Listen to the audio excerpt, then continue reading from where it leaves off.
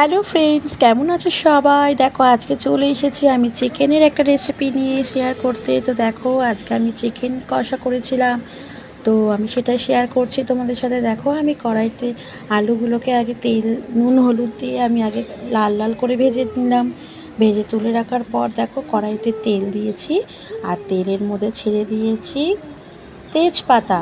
তেজপাতাটা ফোড়ন হয়ে গেলে দেখো আমি ম্যারিনেশন করে রাখা চিকেনটাকে আমি ছেড়ে দেব। নুন হলুদ আর সর্ষের তেল দিয়ে আমি ম্যারিনেশন করে রেখেছিলাম।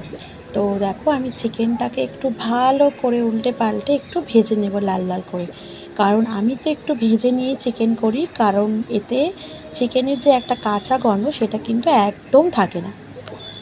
তারপরে দেখো আমি দেখো মিক্সিতে পেস্ট করে রেখেছিলাম পেঁয়াজ আদা রসুন, হ্যাঁ টমেটো। তো সেই আমি পেস্টটাকে দিয়ে দিলাম, দিয়ে আমি ভালো করে এখন কষাবো যতক্ষণ না তেলটা ছেড়ে আসছে। দেখো আমি টমেটো কিন্তু পেস্টও করেছি হাফ, আবার হাফ টমেটোও দিয়েছি।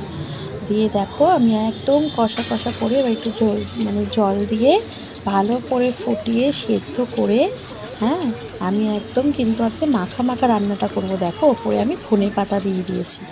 দিয়ে দেখো কেমন হয়েছে আমাকে কিন্তু অবশ্যই জানাবে কমেন্ট করে।